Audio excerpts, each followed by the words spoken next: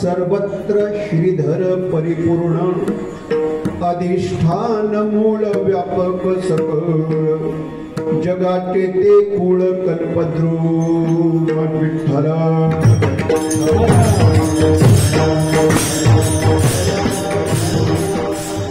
वसुदेव सुतं देवं कंसचाणूरमर्दनं देवकी परमानंदं कृष्णं वंदे जगद्गुरु देवाधिदेवा जगत्रय जीवा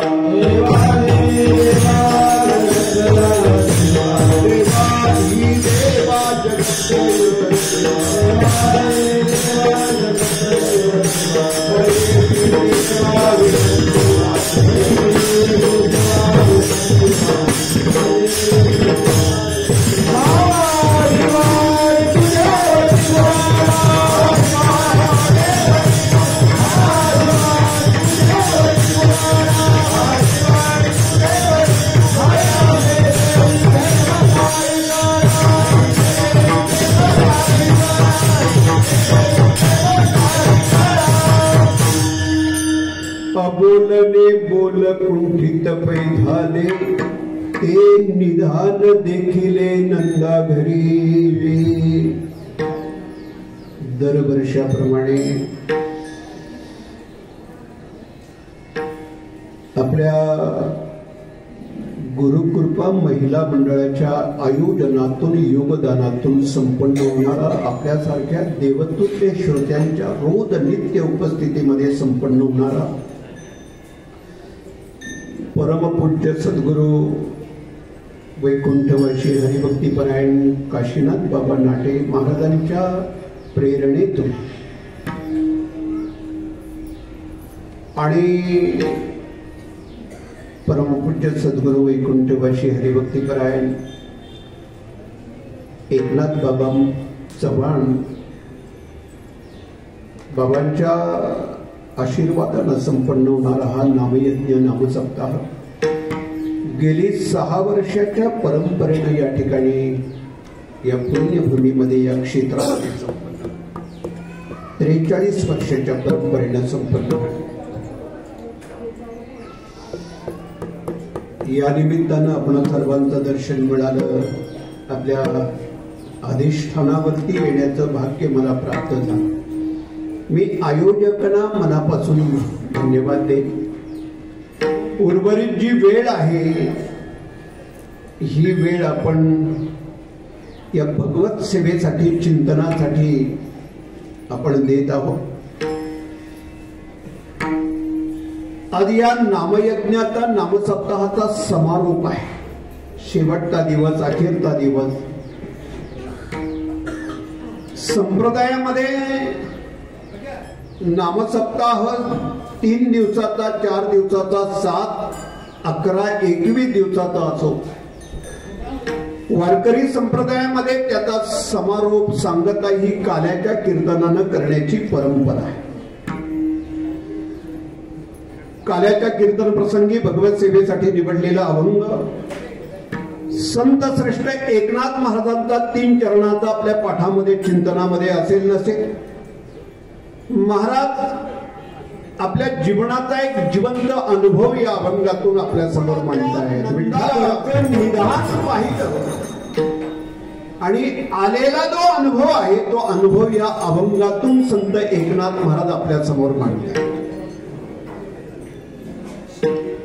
अध्यात्मामध्ये अनुभव प्रमाण मांडला जातो. तुमचं लक्ष इकडे राहू द्या.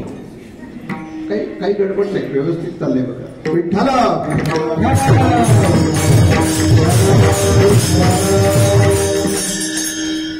अध्यात्मामध्ये अनुभव हा प्रमाण मानला जातो. तुम्ही किती बोलताय याच्यापेक्षा अनुभवात किती आहे हे खूप महत्वाचं आहे. शब्दाचं शब्दज्ञान वेगळं, शब्दाचा शब्दपांडित्य वेगळं आणि त्या शब्दाची अनुभूती वेगळी. मराठीमध्ये 2 शब्द आहेत, समज आणि ज्ञान. शब्दाचं ज्ञान वेगळं. एखाद्या शब्दावरती, एखाद्या विषयावरती प्रभावीपणे बोलता येतं, प्रभावीपणे लिहिता येतं. पण शब्दाच्या तत्वज्ञानाबरोबर, शब्दाच्या शब्दपांडित्याबरोबर अनुभूतीला खूप महत्व आहे. साखर हा शब्द आपल्याला 10 वेळा 20 वेळा बोलता येईल. साखर गोड आहे, साखर गोड आहे, साखर गोड आहे 100 वेळा जरी बोललो तरी साखरेची गोडी कळणार. मग काय करावं लागेल? महाराजांचं म्हणणे तुका म्हणे चाखून सांगे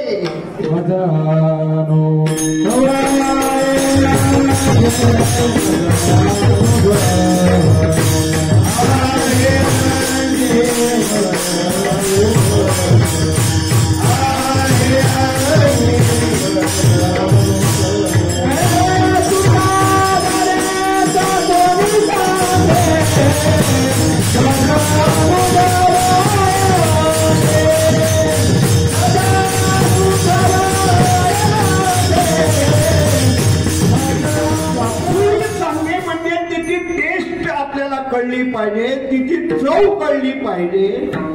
100 वेळा जरी आपण साखर गोड गोड गोड हे 100 वेळा जरी पण काही उपयोग नाही. शब्दाची चव कळण्यासाठी आपल्याला प्रत्यक्षपणे चिमीटभर जिभेवर टाकली पाहिजे, तरच अनुभवा आले अंगा आणि मग ते या जगा देत असो. लक्षात महाराजांचं एक प्रमाण आहे, थोडस अधिकार वाणीनं नाही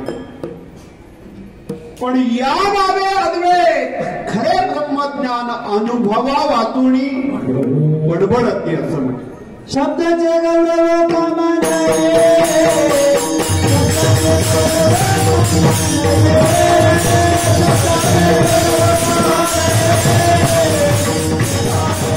भगवान कृष्ण आणि भगवान श्रीराम या विश्वातील या 2 अलौकिक देवता आहेत. हे 2 महापुरुष आहेत. भगवान कृष्ण आणि भगवान श्रीराम हा देशाची मर्यादा, देशाची नीती, देशाची माती, देशाची सीमा, देशाचा धर्म, संस्कृती जी आज अबाधित आहे त्याला कारण या 2 अलौकिक महापुरुषांनी हा देश जोडलेला आहे. हे जे भारतवर्ष आहे असं म्हणतात, दक्षिण उत्तर भगवान श्रीरामाने जोडले आणि देशाची पूर्व पश्चिम भगवान कृष्णाने जोडले. इकडे पूर्वेला जगन्नाथपुरी, दक्षिणेला द्वारका म्हणजे पूर्व पश्चिम भगवान कृष्णाने जोडली आणि दक्षिण उत्तर भगवान श्रीरामाने जोडली. का मला हा भारतवर्ष अबाधित आहे त्याला कारण या 2 अलौकिक महापुरुषांनी हे भारतवर्ष जोडलेले आहे. विठ्ठला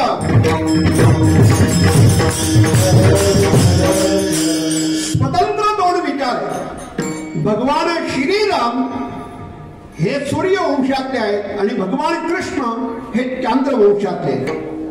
आपल्या देशामध्ये प्राचीन काळामध्ये वंश परंपरा होती. सूर्यवंशामध्ये भगवान कृष्णाचा अवतार आहे. पुढे खूप नावं आपल्याला घेता येतील या अवतार कार्यामध्ये. म्हणजे भगवान श्रीरामांचे जे पूर्वज आहेत राजा हरिश्चंद्र, इक्ष्वाकू कुळातली परंपरा आहे. इक्ष्वाकू कुळाच्या 2 शाखा आहेत. एका शाखेमध्ये निमी राजा जन्माला आला, त्याच्यानंतर जनक राजा, आणि इक्ष्वाकू कुळाची जी महत्वाची शाखा आहे त्या शाखेमध्ये राजा हरिश्चंद्र, आणि याच राजा हरिश्चंद्राच्या वंशामध्ये पुढे भगवान श्रीरामांचा अवतार कार्य. आजचा तो विषय नाही. भगवान श्रीरामांच्या वंशामध्ये पुढे छत्रपती शिवाजी महाराज आपल्या संप्रदायामध्ये कितीतरी नावं आपल्या समोर मांडता येतील. म्हणजे शीख संप्रदायाचे धर्मगुरू परमपूज्य गुरु नानकजी याच संप्रदायातून आहेत, पुढे याच वंशातून आहेत. छत्रपती शिवाजी महाराजांचा जो सिसोदीय वंश आहे तो याच वंशातून आहे. मला वाटतं एक नाव आवर्जून आपल्याला सांगावं लागेल, संत मीराबाई. संत मीराबाई अवतार याच संप्रदायातून याच परंपरेतून आहे. विठ्ठला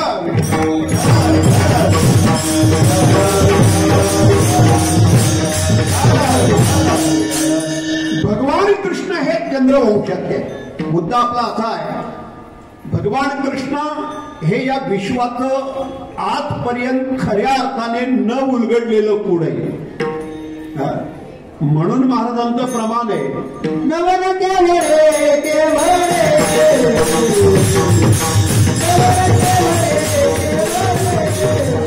अनंत ब्रह्मांडे उदरी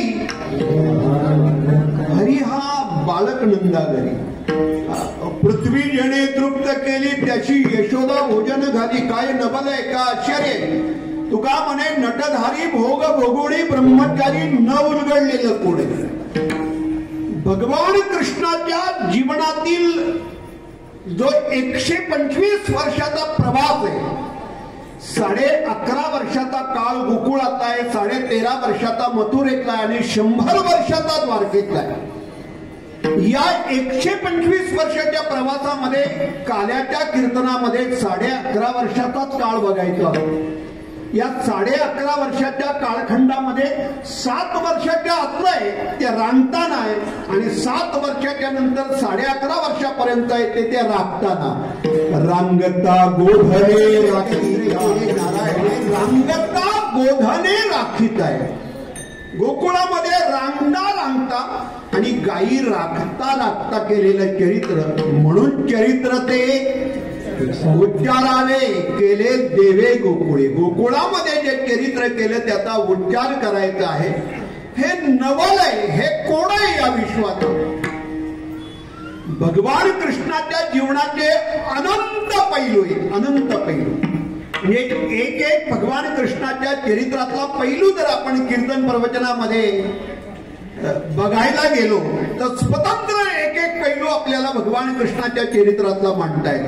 भगवान कृष्णाचं आणि गवळणींचं नातं, भगवान कृष्णाचं आणि वासरीचं नातं, भगवान कृष्णाचं आणि गोपाळांचं नातं, भगवान कृष्ण आणि गायी, भगवान कृष्ण आणि वासर, भगवान कृष्ण आणि व्रजभूमी, भगवान कृष्ण गोकुळभूमी. म्हणजे भगवान कृष्णाचं यशोदा मैया, भगवान कृष्ण आणि नंद राजा, भगवान कृष्ण प्रत्येक ज्या ज्या गोष्टीशी निगडीत जीवन आहे असे स्वतंत्र पैलू भगवान कृष्णाच्या जीवनातले आपल्याला म्हणता येतात. बघा, या विश्वातलं, या जगातलं हे असं अलौकिक दैवत आहे. आधुनिक बोलतो आपल्यासमोर, थोडीशी आधुनिकता पाहूया. या जगातली, या देशातली पहिली जलशुद्धी करण्याची जी योजना आहे ते कुणी आणली हो? प्रत्येक कुटुंबाला स्वच्छ पाणी मिळायला पाहिजे. नगर असेल, गाव असेल, तिथे स्वच्छ पाणी मिळायला पाहिजे. पाणी हे प्रधान तत्व आहे कुटुंबातलं, घरातलं. रोगराई, आजार या सगळ्या गोष्टी बऱ्याच अंशी पाण्यामुळे घडल्या जातात. ही संकल्पना भगवान कृष्णाची 5,500 वर्षापूर्वीची. कालिया नागानं यमुनेचं पाणी दूषित केलेलं आहे, विषमय केलेलं आहे आणि यमुनेचं पाणी हे गोकुळ गावामध्ये वापरात आहे. पहिल्यांदा गोकुळ गावातल्या प्रत्येक कुटुंबाला, गावाला स्वच्छ आणि निर्जंतुक पाणी मिळायला पाहिजे. ही संकल्पना, ही योजना भगवान कृष्णाची त्या काळातली. काही लक्षात आलं का? जलशुद्धीकरण ही योजना पहिली भगवान कृष्णाने राबवली गोकुळ गावात. कालियाला मारलं आणि त्याच्यामुळं गोकुळ गावातल्या प्रत्येक कुटुंबाला स्वच्छ आणि निर्जंतुक पाणी मिळायला पाहिजे. हा मानस भगवान कृष्णाचा आहे. बघा, सकस आणि पौष्टिक आहार, सात्विक, सकस, पौष्टिक, सात्विक आहार ठराविक वेळेमध्ये मुलांना मिळायला पाहिजे. आता जी पौष्टिक सकस आहार जी योजना आहे सध्या, आता जे मग अंगणवाडीच्या रूपानं असेल, बाडवेडच्या रूपानं जी राबवली जाते, अहो हे 1000 वर्षापूर्वी पहिल्यांदा भगवान कृष्णाने गोकुळ गावामध्ये राबवलेली. माझे सगळे गोपाळ आहेत, माझे सगळे सवंगडी आहेत, यांना या वेळेमध्ये सकस आणि पौष्टिक सात्विक आहार मिळायला पाहिजे. माता भगिनींना माझी विनंती आहे, लेकरांना ठराविक वयामध्ये गरम, सात्विक, सकस, पौष्टिक तो आहार त्या वेळेला मिळायला पाहिजे. कदाचित माझ्या बोलण्याचा राग येईल, तुम्ही मला स्वीकारणार नाही. सध्याच्या काळामध्ये 10-10, 11-11 वाजेपर्यंत, म्हणजे काय म्हणायचं त्याला नेमकं, अंघोळ न करता पारोसं राहून तशाच प्रकारचं शिजवलेलं अन्न या गोड आणि सात्विक मुलांना दिलं जातं. एवढं करत असताना त्या करण्याचा पण कंटाळा येतो आणि 10-11 वाजता एखादा फोन करायचा आणि मग त्या फोनवरून मागवलेलं, कधी शिजवलंय, कुणी शिजवलंय, कसं शिजवलंय, कोणते कोणते घटक त्याच्यामध्ये वापरले, काही आपल्याला माहिती नसतं. ते नेमकं कालचं हे का आजचं आहे हे काही ज्ञात नसतं, काही माहिती नसतं. त्यांना फक्त एवढंच माहिती आहे, झोमॅटो ना, एवढंच माहिती आहे, फोन केला का जेवण 15 मिनिटांमध्ये हजर आहे.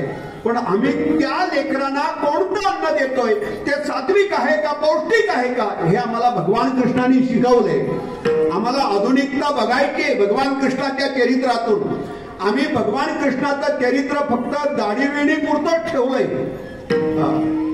त्या सुटायला पण तयार नाही आणि नाही म्हणजे तेवढ्या पुरतंच ते ठेवलंय. आम्ही ही आधुनिकता बघायला पाहिजे भगवान कृष्णाच्या चरित्रातली. ही पहिली योजना भगवान कृष्णाची. भगवान कृष्णाच्या चरित्रातून हे सगळं शिकलं गेले. म्हणजे कृष्ण चरित्रातले असे अनंत पैलू आपल्या समोर मांडता येतील. अनंत पैलू.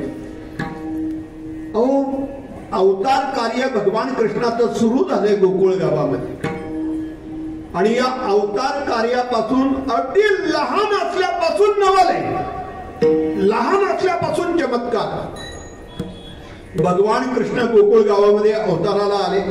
संत तुकाराम महाराजांनी आपल्याला नेमकं म्हणजे दोलायमान केलं. म्हणजे आपल्याला भगवान कृष्णाच्या चरित्राबाबतीत पहिल्यांदा संत तुकाराम महाराजांनी कन्फ्युज केले. आपल्या सगळ्यांचं मत आहे भगवान कृष्ण मथुरेत जन्माला आले. तुमचं म्हणणं काय? कृष्णाचा जन्म कुठे झाला? कारागृहामध्ये, बंदीशाळेमध्ये. म्हणजे कुठं? मथुरेमध्ये. आणि एकटे संत तुकाराम महाराज आपल्या सगळ्यांच्या मताबरोबर विरोधातलं मत मांडतात.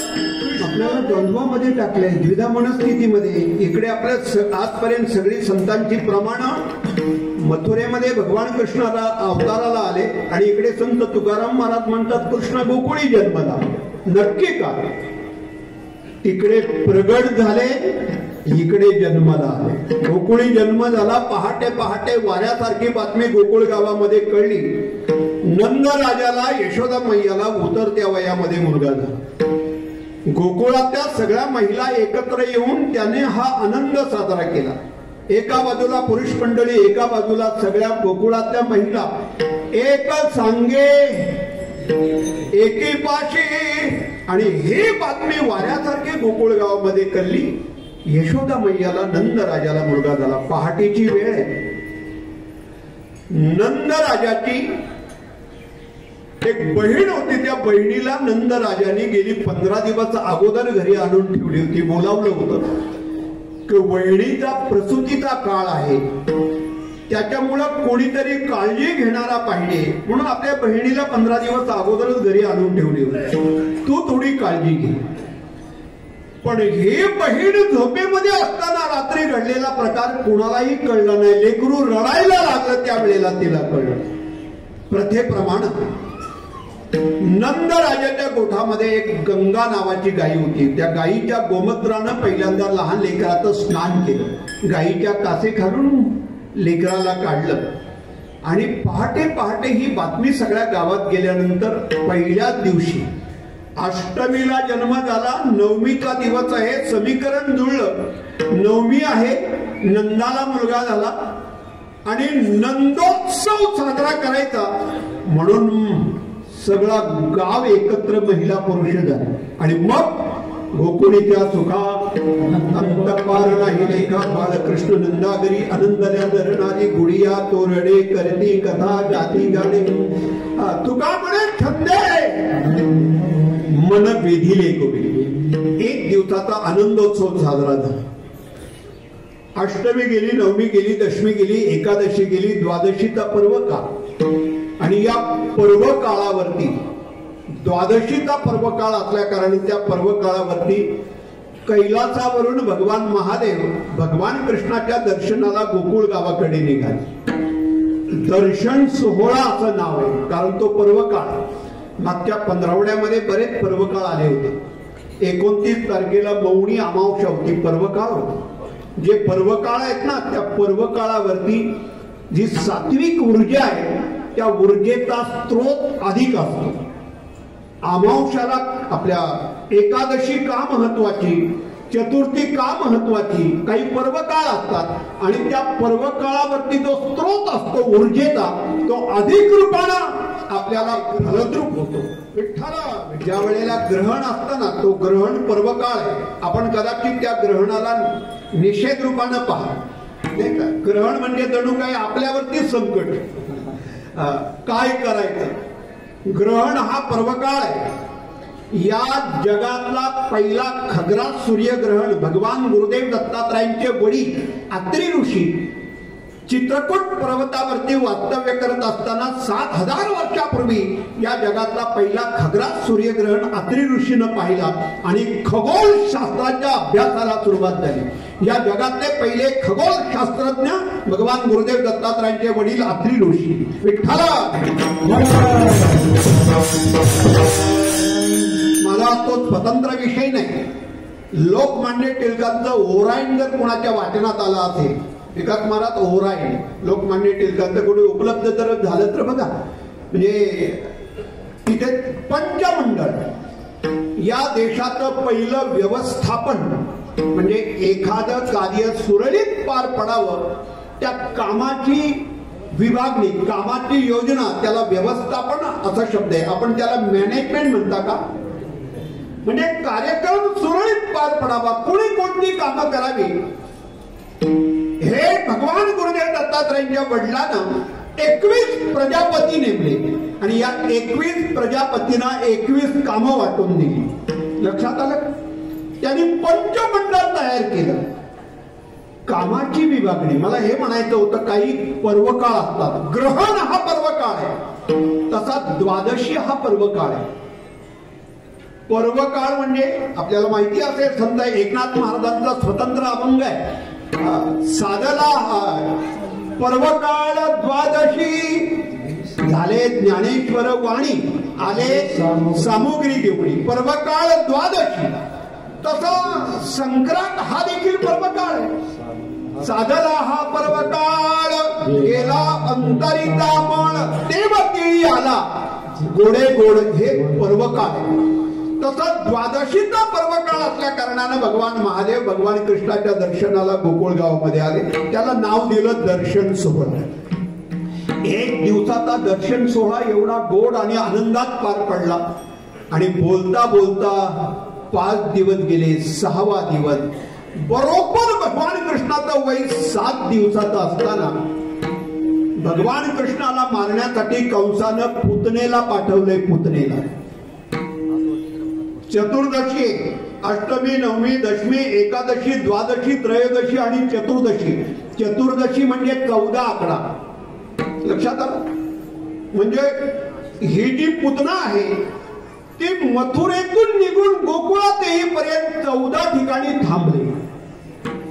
या देहरूपी मथुरेमध्ये अविद्या आणि वासना नावाची पुतना, 5 कर्मेंद्रिय, 5 ज्ञानेंद्रिय, मन, बुद्धी, चित्त आणि अहंकार, या 14 ठिकाणी ही अविद्या आणि वासना नावाची पुतना थांबते. लक्षात आलं? भगवान कृष्ण कन्हैयानं वयाच्या 7व्या दिवशी या पुतनेला मारली असा इतिहास आहे. या पुतनेचं पूर्वायुष्य, पूर्वचरित्र 2 पद्धतीनं मांडलं जातं. ही बकासुराची बहीण असं एक चरित्र आहे आणि ही बळीराजाची कन्या असा एक चरित्र आहे. विठ्ठला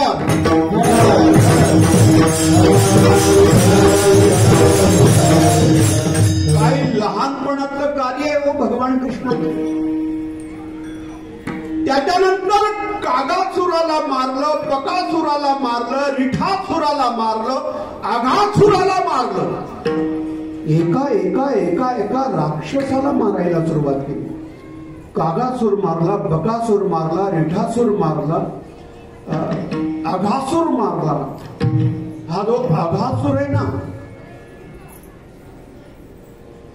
अजगराचं रूप घेऊन आलेला, त्याला मारला. कावळ्याचं रूप घेऊन आलेला. बकासुर बगळ्याचं रूप घेऊन आलेला. एकदा तर शक्तासुराला पाठवलं. शक्तासुराला कंसानं शक्तासुराला पाठवलं. हा अदृश्य रूप घेऊन आला. राजाच्या घरी सोहळा एक काही कार्यक्रम आहे आणि या कार्यक्रमाचं आमंत्रण अख्ख्या गोकुळ गावात दिले. कार्यक्रमाच्या निमित्तानं गावातली हजारो माणसं नंद राजाच्या घरी यायला लागली. एवढा मोठा सोहळा.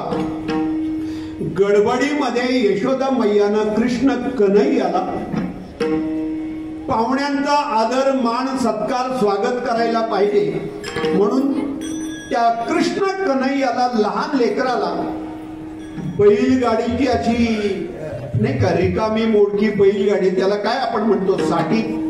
बैलगाडीच्या खाली त्याला ठेवलं, आडोशाला ठेवलं आणि यशोदा मैया पाहुण्यांचा मान मान स्वागत सत्कार करण्यामध्ये गुंतून गेली. आणि एवढ्यामध्ये अदृश्य रूपानं हा शब्दासूर भगवान कृष्णाला बघायला, शोधायला त्यांनी पाहिलं. कृष्ण भगवान परमात्म्याला त्या बैलगाडीच्या खाली, मोडकी बैलगाडी टाकाऊ स्वरूपामध्ये एका कोपऱ्यामध्ये सावलीला, आडोशाला कृष्णाला ठेवलेलं आहे. त्यांनी निर्णय घेतला, त्यांनी ठरवलं आपण कृष्ण कन्हैयाला कोणत्या पद्धतीनं मारायचं. त्या शब्दासुराने अशी उंच उडी घेतली आणि उंच उडी घेऊन त्या बैलगाडीमध्ये तो अशी उडी मारणार. पहिली उडी मारली, ती अर्धा फूट बैलगाडी आतमध्ये गेली. त्या बैलगाडीची चाकाशी मातीमध्ये अर्धा फूट गेली. कृष्ण कन्हैया खाली झोपवलेले. आता फक्त 2 इंचाचा 3 इंचाचा अंतर राहिले. भगवान कृष्णाच्या अंगावरती ती बैलगाडी अशी स्पर्श करणार. ते नाही का खाली अशी काय असते, मला त्या अवजारांची नावं नाही माहिती. बैलगाडीच्या खाली बाबा पेटी हात असतो, त्याच्यावरती साठी 2 चाकं मध्ये, म्हणजे अशा प्रकारची त्याची रचना. आता फक्त 2 ते 3 इंच अंतर राहिले आणि मग शरीराचे 2 तुकडे करायचे. पुन्हा दुसऱ्यांदा उंच उडी घेतली शब्दासुरानं. आता तो अदृश्य असल्या कारणानं दिसेना. उंच उडी घेऊन अशी मारणार. एवढ्यात भगवान कृष्ण कन्हैयाने आपल्या डाव्या पायाचा अंगठा नेमका त्या बैलगाडीला लावला आणि जोरात असा आवाज झाला, स्फोट झाला. एवढ्या मोठ्या कार्यक्रमामध्ये अचानकपणे आवाज का झाला म्हणून नंद राजा आणि यशोदा मैया गडबडली. कुठल्या दिशेनं आवाज झाला? ज्या दिशेनं आवाज झाला त्याच दिशेला भगवान कृष्णाला झोपवलेलं आहे, तिथेच नेमकं सुरक्षित ठेवलेलं आहे. म्हणून यशोदा मैया धावत आली. येऊन पाहते तर अवाढव्य शब्दासुराला नेमकं मारलं गेलं होतं. भगवान कृष्ण कन्हैयाने लहान वयामध्ये त्या शब्दासुराला मार. अवधी दैत्य, सगळ्या दैत्यांची खाण बुडवली. लहान वयातला पराक्रम आहे. कृष्ण कन्हैयाचे लहान लहान पराक्रम करता करता त्या लहान लेकराची वार्ता लोक कौतुक करायला लागले. गोकुळ गावातील लहान म्हणजे आबाल वृद्ध या लेकराला बघायला लागले, कौतुक करायला लागले आणि ही बातमी हळूहळू गावाच्या बाहेर जायला लागली. एक एक घटना अशा गोकुळ गावामध्ये कृष्ण कन्हैयांच्याकडून घडायला लागल्या की करता करता या बातम्या, या सगळ्या गोष्टी अशा बाहेर जायला लागल्या. आणि मग 10 गावातली, परिसरातली, तालुक्यातली, जिल्ह्यातली, त्या प्रांतातली लोक कृष्ण कन्हैयाला बघण्यासाठी म्हणण्यापेक्षा त्याच्या दर्शनाला येऊ लागली. हजारोच्या संख्येने येऊ लागली. मदल करता करता काही दिवसांना ही बातमी वाऱ्यासारखी उत्तरेतून दक्षिण प्रांतामध्ये आली आणि दक्षिण प्रांतामध्ये प्रतिष्ठान क्षेत्रामध्ये ही बातमी नेमकी या क्षेत्रामध्ये येऊन धडकली. संत एकनाथ महाराजांच्या कानावरती ही बातमी आली की गोकुळ गावामध्ये नंद पाटलाला, नंद राजाला मुलगा झालाय उतरत्या वयामध्ये, फार पराक्रमी. लहान वयामध्ये त्यांनी एवढा मोठा पराक्रम घडवलाय. हजारोच्या संख्येने माणसं भेटायला, बघायला, दर्शनाला जातात. आपण पण जावं. संत एकनाथ महाराज दरमदल करत करत आता हे सगळं बोलत असताना तुम्ही संभ्रमात पडला असा. 1530चा काळ हा एकनाथ महाराजांचा काळ आहे आणि 5,500 वर्षापूर्वीचा भगवान कृष्ण कन्हैयाचा अवतार काळ आहे. तुम्ही काय आम्हाला फसवायला आलात का काय? उघड उघड तुम्ही आम्हाला वेडे बनवताय. देवाचे जेवढे जेवढे अवतार झाले, महाराजांचं काय म्हणणं आहे? जे जे झाले अवतार काही ठराविक दृष्टीनं, ठराविक नजरेनं पाहतो. कदाचित आपली पाहण्याची, मजल पाहण्याची उंची तेवढीच असते. पण देवाचे जे जे अवतार आहेत, आमच्या संतांच्या विभूती त्या त्या काळात आहे. गोकुळ गावामध्ये जन्म मिळावा भगवान कृष्णाचा सहवास मिळावा. शेकडो वर्षापासून, हजारो वर्षापासून, एक दोन नाही, हजारो वर्षापासून गोकुळ गावामध्ये जन्म मिळावा म्हणून सगळ्यांचे प्रयत्न. तुम्हाला नवल वाटेल, हिमालयामध्ये एक 90 वर्षाचे गृहस्थ असे साधनेला बसले होते. 2 तासाची 3 तासाची साधना अनुष्ठान त्यांचं पूर्ण झालं आणि रात्रीच्या वेळेला त्यांनी असे 2-4 तासांनी डोळे उघडले तर बऱ्याच अंतरावरती त्यांना एक अंधुकसा प्रकाश दिसला. एवढ्या घनदाट अरण्यामध्ये, हिमालयामध्ये इथं चीट पाखरू नये, हा उजेड कसा, कुठून लखलख लखलख हे चमकतय, हा उजेड कुठला, हा प्रकाश कुठला आहे. म्हणून या 90 वर्षाच्या गृहस्थानं त्या दिशेनं चालायला सुरुवात केली. एक एक पाऊल चालता चालता 1 तास झाला, 2 तास झाले, 3 तास झाले आणि करता करता पहाटे पहाटे हे 90 वर्षाचे गृहस्थ त्या उजेडाच्या हळूहळू जवळ येऊ लागले. आणि जवळ येऊन पाहिल्यानंतर त्यांना एक धडकी बसली, आश्चर्य वाटलं. साधारणपणे 14 ते 15 वर्षाची एक मुलगी ध्यानाला बसलेली आणि त्या मुलीचं ध्यान पूर्ण झालं आणि काही तासानं तिनं हळूहळू डोळे उघडायला सुरुवात केली. आणि डोळे उघडल्यानंतर 10 फुटाच्या अंतरावरती त्या 14-15 वर्षाच्या मुलीला पहिल्यांदा या 90 वर्षाचे हे गृहस्थ दिसले. त्या मुलीनं विचारलं, आजोबा तुम्ही कोण आहात? यानं सांगितलं, मी जबाला ऋषी.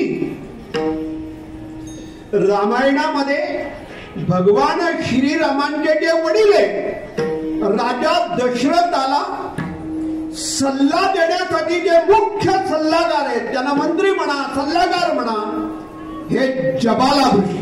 हे जबाला ऋषी एका जबाली नावाच्या स्त्रीच्या पोटी जन्माला आले. आता सध्याचं जे जबलपूर आहे ना, हे जबलपूर जबाला ऋषींची नगरी. सांगितलं, मी जबाला ऋषी शेकडो वर्ष मी या हिमालयामध्ये साधना करतोय, ध्यान करतोय. मला आजपर्यंत कोणी भेटलं नाही. एवढ्या वर्षानंतर मला नवल वाटलं, तुम्ही कोण आहात? त्या 90 वर्षाच्या या जबाला ऋषीनं त्या 14-15 वर्षाच्या मुलीला प्रश्न विचारला, बेटा तू कोण आहे? त्यावेळेला तिने उत्तर दिलं, माझं नाव आहे ब्रह्मविद्या. इथे काय करते?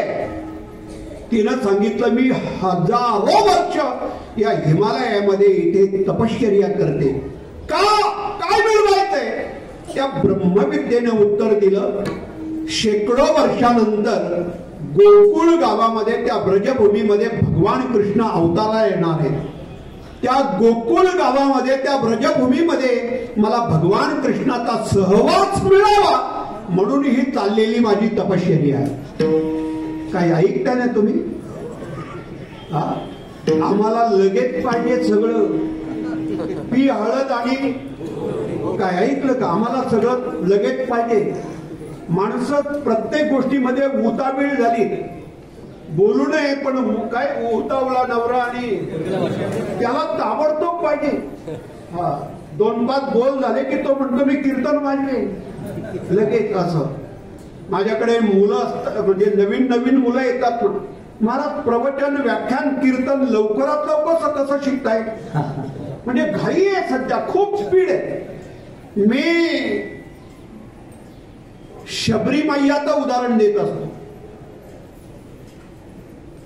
एका राजाची मुलगी, तो सगळा इतिहास, सगळं चरित्र सांगायला एक स्वतंत्र वेळ आहे. ती स्वतंत्र वेळ घेऊन बोलावं लागेल. शबरी मैया वयाच्या 8व्या वर्षापासून जीवनाचा प्रवास सुरू झाला. 72 वर्षापर्यंत शेवटी ती अंथरुणाला धरून राहील. वयाच्या 8व्या वर्षी तिला मतंग ऋषीनं शब्द दिला होता, बेटा याच झोपडीमध्ये भगवान कृष्ण, भगवान श्रीराम तुला दर्शन द्यायला येतील. गुरु वचनावरती तिला विश्वास ठेवला. माझे सद्गुरू मला सांगून गेले की या झोपडीमध्ये, या आश्रमामध्ये भगवान श्रीराम तुला दर्शन द्यायला येतील. आणि त्या दिवसापासून ती डोळे लावून वाट पाहते.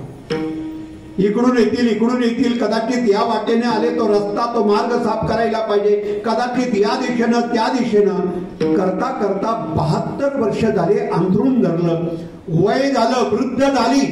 आता मृत्यूला काही दिवस बाकी आणि वयाच्या 72व्या वर्षी अंथरुणावर पडलेली असताना भगवान श्रीरामानं दर्शन दिलं. कथा चरित्र आपल्याला माहिती असेल. आताचा सध्या संप्रदायातला जो उपासक आहे तो खूप उतावीळ झालाय. त्याला लगेच पाहिजे, ताबडतोब पाहिजे.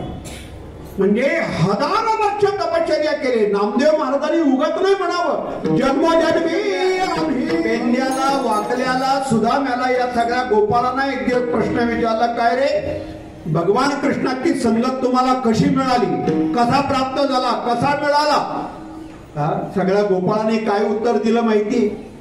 बहुकाळी आम्ही देवाचे गोवई. आम्ही काय आताचे आहोत का? फार फार काळ, बहुकाळी फार काळापासून ही आमची संगत आहे. एका जन्माची संगत नाही. म्हणून साधू संत त्या काळात आहे. मदल करत संत एकनाथ महाराज नंद राजाच्या, नंद पाटलाच्या वाड्यापर्यंत पोहोचले. नंद राजाचं वैभव पाहिलं. 8 मजली राजवाडा. किती 8 मजली राजवाडा. त्या राजवाड्याला सभोवताली 90 मंडप. काय वैभव आहे हो, काय राजवैभव आहे.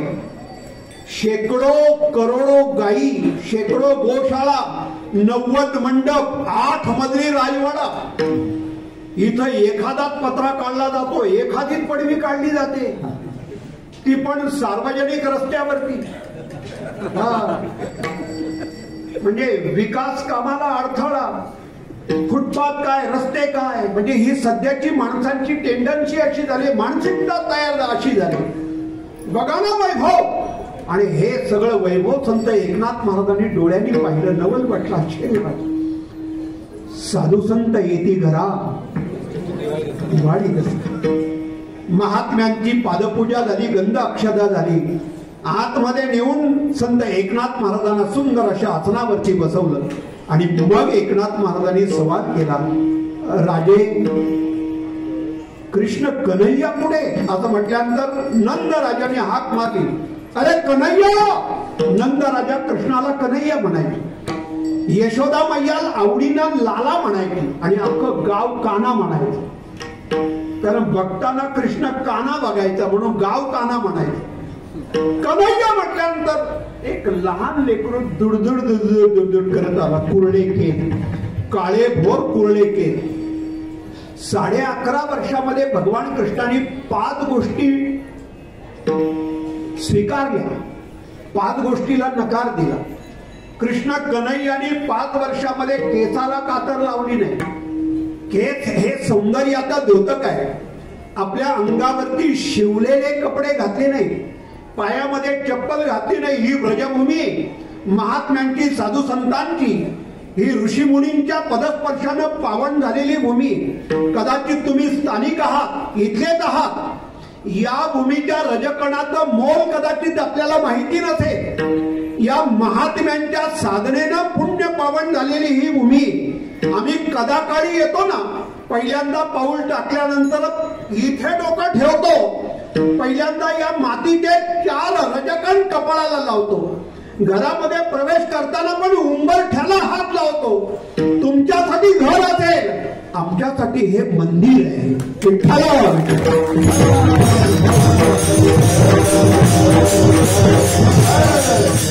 आम्ही घरात नाही आलो, आम्ही सद्गुरूंच्या मंदिरात आलो. या भावना जोपासलेल्या आहेत.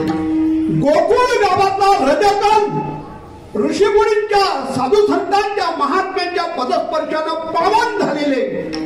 या देशाला इतिहास आहे, या राज्याला इतिहास आहे, महाराष्ट्राला इतिहास आहे. स्वतंत्रपणे 1 मेचा दिवस असेल तर महाराष्ट्र निर्मितीसाठी ज्या महात्म्यांनी आहुती दिली तो स्वतंत्र दिवस आपल्याला या महाराष्ट्राचा इतिहास सांगितला जातो. प्रत्येक जिल्ह्याला इतिहास आहे, प्रत्येक नगराला इतिहास आहे. कल्याण या एवढ्या शब्दावरती जर बोलायचं असेल ना, आणि ऐतिहासिक विषय जर असेल, छत्रपती शिवाजी महाराजांनी हा जो समुद्र किनारा आरमार या कल्याण पासून पूर्ण कोकणामध्ये 3 बंदर आहे, दाभोळचं बंदर, राजापूरचं बंदर आणि महाडचं बंदर. छत्रपती शिवाजी महाराजांनी हा समुद्र किनारा म्हणजे स्वतंत्र कल्याण हा विषय एका विशिष्ट वेगवेगळ्या विषयाने म्हणण्यापेक्षा स्वतंत्र वेळ घेऊन आपल्या समोर मांडता येईल. शहराला इतिहास आहे, नगराला इतिहास आहे, तुमच्या विभागाला इतिहास आहे, एखाद्या कुटुंबाला इतिहास आहे, प्रत्येक व्यक्तीच्या जीवनाला इतिहास आहे. माझं वाक्य लक्षात आलं. म्हणून सज्जनो, मराठीमध्ये 2 शब्द आहेत. साहित्यशास्त्रामध्ये परस्पर विरोधी शब्द 2 ऐकायला साधे वाटतील. विधायक आणि विघातक. दोन्ही शब्द ऐकायला साम्यता दर्शक आहेत. विधायक आणि विघातक. विघातक जास्त काळ जगण्यापेक्षा विधायक कमी आयुष्य मिळालं तरी चालेल. माणसाचं जगणं विधायक स्वरूपाचं असावं. आपल्याला काही करता येत नसेल ना, आपल्याकडून जर काही होत नसेल ना, खरंच शांत बसावं. पण सत्कार्यामध्ये प्रतिबंध करू नये. खूप मोठं पाप आपल्या माथ्यावरती येतं. एखाद्या चांगल्या कार्यामध्ये कधीही प्रतिबंध करू नये. काय होतं, आमच्या ग्रामीण भागाचा अनुभव आहे. आता फक्त सप्त्याच्या जाहिरातीत छापायची वेळ, सगळं स्वरूप तयार झालेलं असतं. आता बाकी सगळे जमाव झाली आणि एखादं परंपरेनं होणारे कार्य आता 8-15 दिवसावर येऊन राहतं. आणि एखादा असा येतो की तो नेमका खंडीच्या माईक बाजूला गेलो, रेकॉर्डिंग करतो. काही लक्षात आलं का तुमच्या? एक त्याला विघातक म्हणतात. म्हणून विघातक जास्त काळ जगण्यापेक्षा विधायक स्वरूपानं आयुष्य कमी मिळालं तरी चालेल. आयुष्यामध्ये विधायक जगा. तुमच्या आयुष्याचा, तुमच्या जीवनाचा इतिहास शिल्लक राहील. विठ्ठल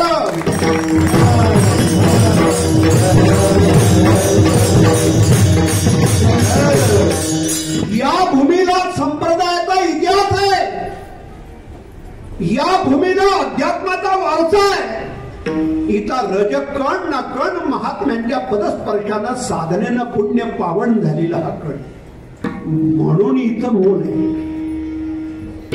दुडदुड दुडदुड दुडदुड करत कृष्ण कन्हैया. मी त्या भगवान कृष्णानं चप्पल वापरून ठेवली नाही.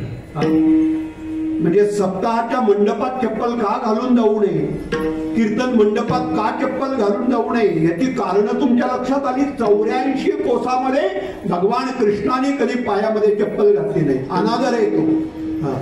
तुम्हाला सांगायला भीती वाटायला लागले, किचन रूम मध्ये पण तुम्ही घालता. आता तुम्हाला कोण सांगा?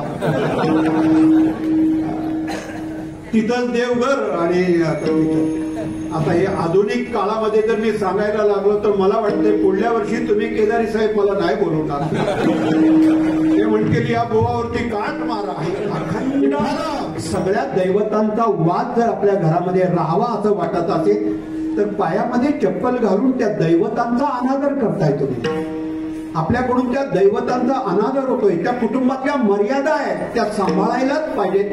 कारण दैवी शक्ती जर आपल्या कुटुंबामध्ये, आपल्या घरामध्ये, वास्तूमध्ये जर वास करत असेल तरच त्या वास्तूमध्ये खरं समाधान आणि खरा आनंद मिळतो.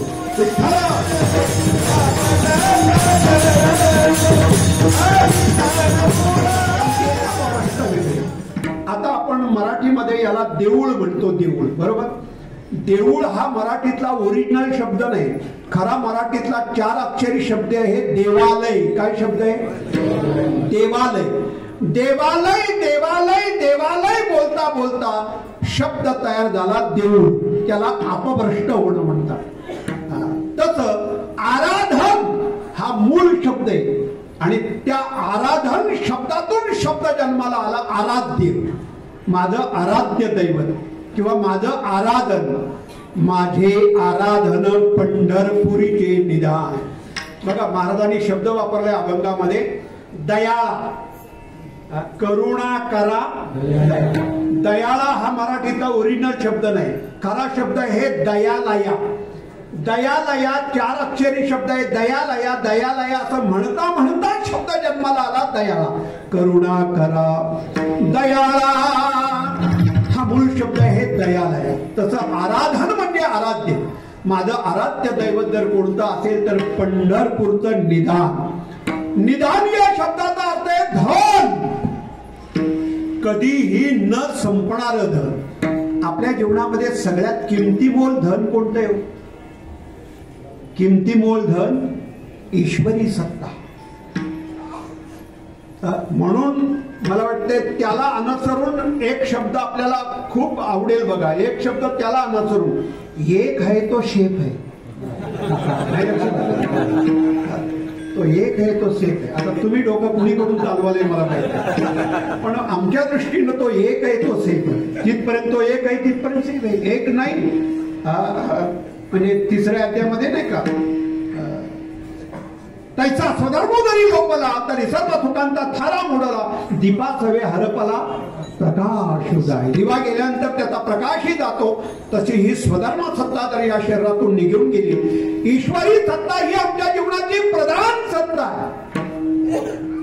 ईश्वरी सत्ता ही आमच्या जीवनाची प्रधान सत्ता आहे. जिथपर्यंत ही सत्ता आहे तिथपर्यंत जीवन आहे. मी कितीतरी दाखले कितीतरी उदाहरणं आपल्या समोर देत. आता आपल्याकडे फारसा आता सध्याचा हंगाम नाही. तो मागच्या 6 महिन्यापूर्वी वर्षापूर्वी होऊन गेला तो हंगाम. त्या 15-20 दिवसामध्ये महिनाभरामध्ये प्रत्येकाच्या तोंडामध्ये एकच वाक्य असतं, हा आवाज कुणाचा. फार गाजलेलं वाक्य येते, हा आवाज कुणाचा. ठराविक काळातच ते वाक्य उदयाला येतं, हा आवाज कुणाचा. हे जे ओरडणारे असतात ना, हे बोंबलणारे असतात ना, हे जे म्हणणारे असतात त्यांना आयुष्यात एवढा जरी कळलं ना हा आवाज कुणाचा, लक्षात आलं. त्यांच्या उभ्या आयुष्यात त्यांना एवढं जरी कळलं हा आवाज कुणाचा, जन्माचा सांगतो घ्या हा आवाज कुणाचा. अरे साळुंकी मंजूळ बोलत असे वाणी पण शिकविता, हा त्यांना दिलेला आहे. तो आपला म्हणतोच हा आवाज कुणाचा. काय अर्थ आहे काय. एका शहरामध्ये एका गावामध्ये माझं कीर्तन होतं आणि त्या कीर्तनामध्ये असे छान महाराज मंडळी गायला होते. आणि खरंच म्हणजे वरदान आहे परमेश्वराचं तुम्हा कलाकार मंडळींना. हे देवाचं वरदान आहे. त्याने कीर्तनात प्रमाण दिलं, साळुंकी मंजुळा बोलत असे वाणी शिकविता दणी वेगळाची. हे त्या महाराजांनी प्रमाण दिलं. मला आवडलं. विषय तोच होता, समर्पक प्रमाण दिलं. कीर्तन पूर्ण झालं आणि कीर्तनाचा शेवट करण्यासाठी त्यांनी भैरवी लावली, आहेर भैरव लावलं. आणि महाराज त्या महाराजांनी तो आहेर भैरव लावला ना, खरंच लोक वेळी झाली, कान तृप्त झाले. काय परमेश्वराने त्याला दिलेलं ते वरदान आहे, खरंच तृप्त झालं. पण त्याच्यानंतर त्यांनी 2 मिनिटं 5 मिनिटं पखवाजवाल्यांना थांबवलं, सगळ्यांना शांत केलं आणि माईक घेऊन त्यानं फक्त एकच वाक्य वापरलं, असं तुम्हाला बाकी कुठे ऐकायला मिळणार नाही. म्हटलं फुकट गेलं. काही लक्षात आलं. हे तुम्हाला बाकी कुठे ऐकायला मिळणार नाही. मी म्हटलं अरे अमृताच्या ताटामध्ये विष टाकलं दुसरं. हा अहंकाराचा थेंब पडला आणि हे सारं विठ्ठल. सगळी महाराज मंडळी जातो आम्हाला रोज रोज, नवखी घरं नवखा गाव वाचतो. 2-5 महाराज मंडळी आम्ही जेवायला गेलो. काय वैभव देवानं दिलं होतं. सगळं बसायला स्वतंत्र पाठ, काय बसायला छान असे काय ते सोफे वगैरे काय, मग ते काय त्याच्यानंतर ते काय ड्रायफ्रूट वगैरे अशी बरीच ताटं भरून येतात. आनंद असतो तो, प्रत्येकाचं वैभव वेगळे. आणि हे सगळं झाल्यानंतर आम्ही महाराज मंडळी जेवायला बसतो. आणि जेवायला बसल्यानंतर त्या घरातली माऊली ती भगिनी अशी एक एक पदार्थ वाढायला लागली. पाण्याचं आठवण सोडून महाराज मंडळींनी जेवायला सुरुवात केली. 2 घात घेतले, 4 घात घेतले असतील आणि ती भगिनी पोळी घ्या, भाजी घ्या, हे देऊ का ते देऊ का करता करता आग्रह करायला लागले. आणि आग्रह करताना फक्त एकच वाक्य बोलली, म्हणे महाराज असं तुम्हाला कुठे मिळत नसेल. पंचपक्वानाचं ताट विषासारखं वाटायला लागलं. लक्षात आलं. पंचपक्वानाचं ताट जणू काही विषासारखं वाटायला लागलं. एका क्षणात बाजूला करावं असं वाटलं. का? त्याच्यामध्ये अहंकाराने प्रवेश केला.